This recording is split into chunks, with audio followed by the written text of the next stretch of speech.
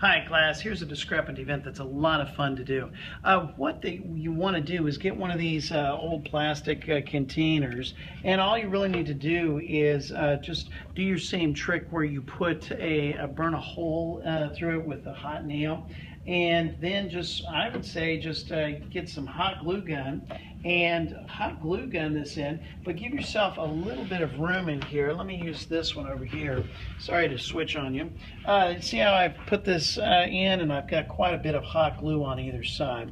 And this piping you can get, this is just vinyl typing from Lowe's or Home Depot, and it's very inexpensive. So really I've just recycled this, and I put some water in the bottom of it, and the hose is going to be where we're going to direct our stream. Now in the bowls I've just put some regular bubbles in here, and or you can even use Joy. Got my Joy over here. Dishwashing liquid or any dishwashing liquid to make a lot of soap bubbles in there. So did we stir up our soap bubbles in there? Mm-hmm. All right, very good. Now what you want to do is you want to get some dry ice. Now I know Ingles will always sell it, but a lot of places will sell dry ice. Now dry ice is wonderful. You have to be very careful with it. You should always use gloves when you have dry ice. It looks like this.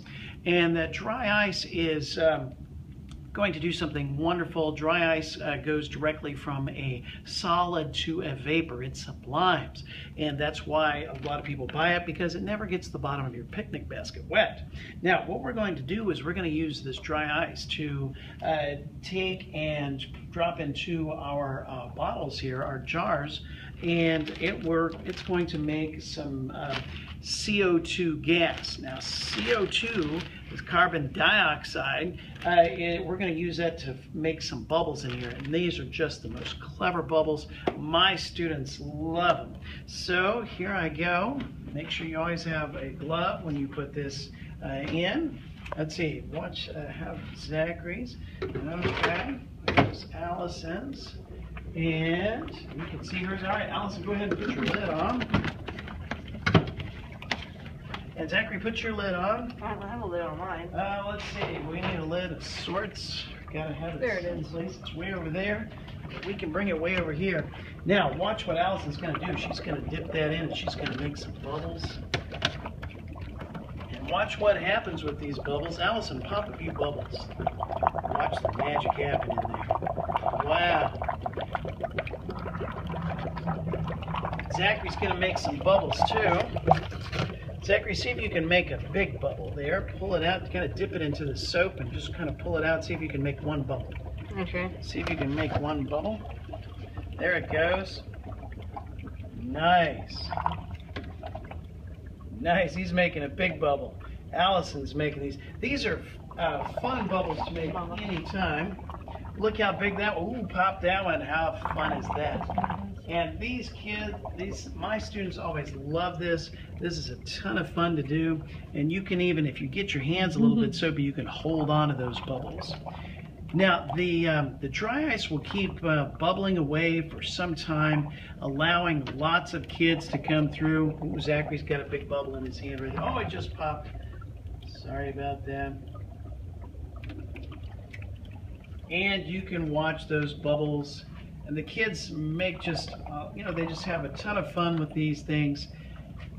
The water will start to get cool after a little bit, and it won't come out quite as much, so you can adjust that here by screwing or unscrewing the lid, and by putting in more warm water. Because as that water temperature lowers, the reactions will slow down too. You won't get as much of the CO2 coming out. Now I want to show you just one other thing that you can do with this. You can take some regular bubbles and you can blow those bubbles,